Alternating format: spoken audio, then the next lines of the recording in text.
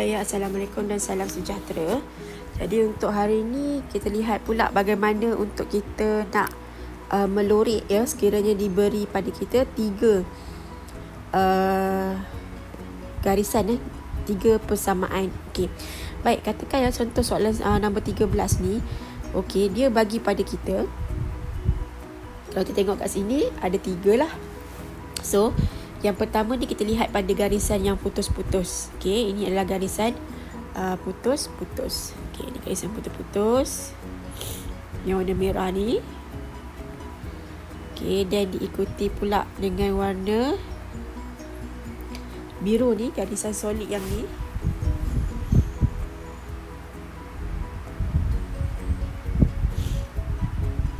Okey, kemudian diikuti pula dengan satu lagi garis. Saya warnakan dia dengan warna pink. Okey, so ada 3 garis lah dekat sini. Jadi sekarang apa yang perlu kita buat ialah kita lihat syarat dia. Kalau yang berwarna merah ni tadi, okey, syarat dia adalah lebih besar. Lebih besar lah. Saya kena tak nampak lah nanti kan. Okey, sekejap.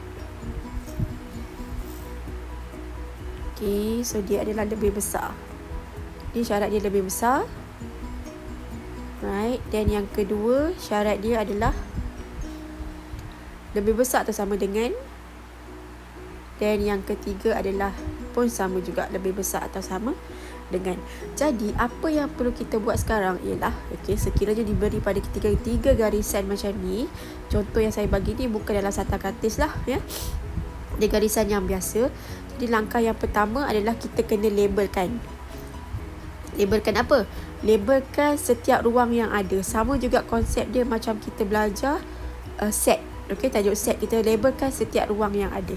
Jadi ruang yang ada dekat sini saya labelkan dengan nombor 1, 2, 3, 4, 5, 6, 7.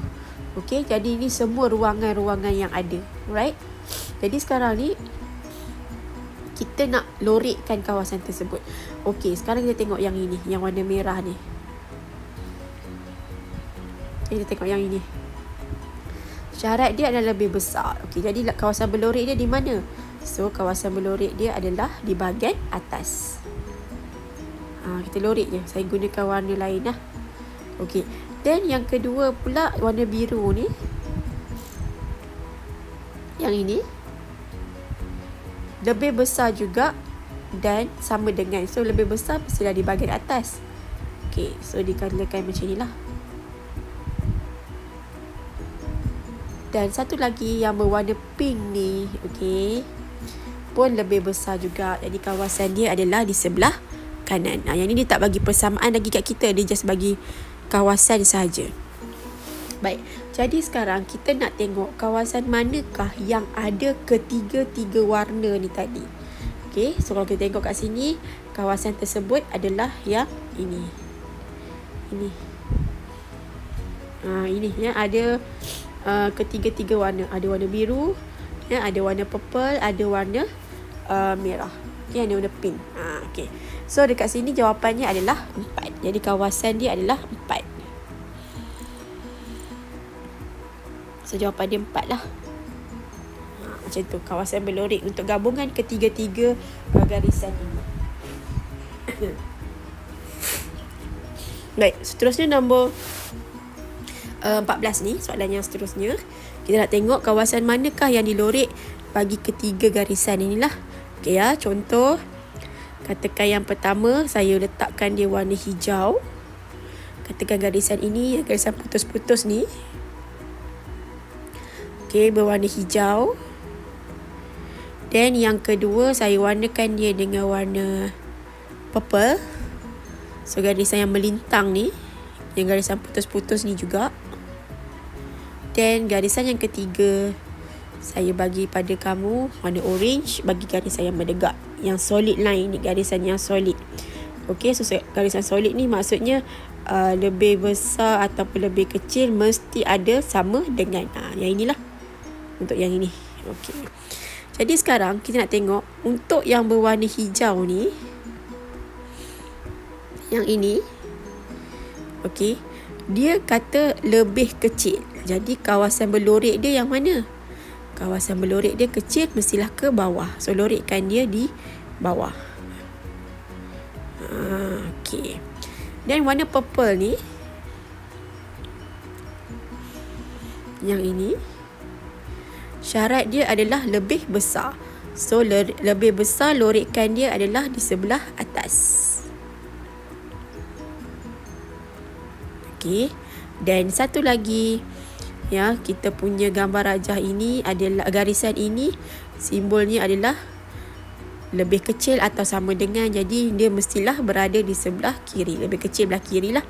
So garisan dia adalah, lorekkan dia adalah sebelah sini. Okay. Jadi sekarang kawasan mana yang ada semua sekali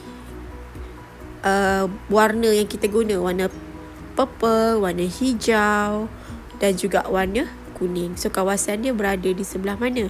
So kawasan dia adalah di sini.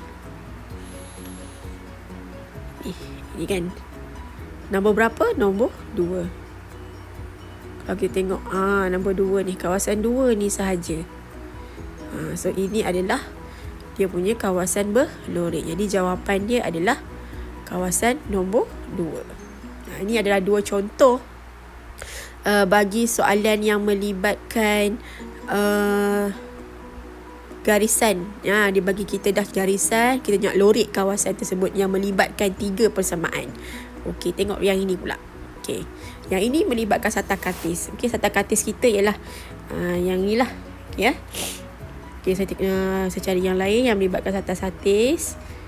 Okey, ini adalah kawasan yang kita kena tengok. Okey, tak apalah. Pun sama juga, kita tengok contoh yang lain yang ini. Katakan nombor 19 ni. Okay. So yang pertama ni, kalau kita tengok garisan ni, katakan saya ambil warna biru. Katakan garisan putus-putus dia adalah yang ini. Okay. Dan satu lagi garisan solid.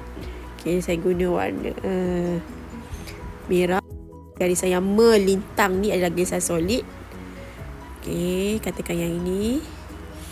Dan garisan yang seterusnya adalah garisan tegak, juga garisan yang solid. Okey, jadi telah dilabelkan dekat sini. Okey, kalau kata soalan tak bagi, kita kena label lah.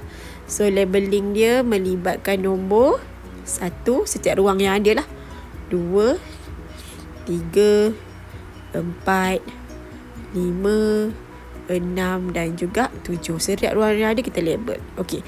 Dan selepas itu barulah kita jawabkan soalan. Okey, soalan yang pertama adalah berkaitan dengan warna biru. Okey, katakan warna biru. Okay, ini kan. Katakan warna biru ni, ni dia punya syarat lah, lebih besar. So lebih besar, kawasan berlorek dia adalah di sebahagian, di bahagian atas. Ni kawasan berlorek dia. Saya buat warna ini pula. Okey. Right, manakala hijau, syarat dia adalah yang ini kan, lebih kecil atau sama dengan. So kawasan berlorek dia sebelah kiri. So kita warnakan dia sebelah kiri. Dan akhir sekali yang berwarna merah.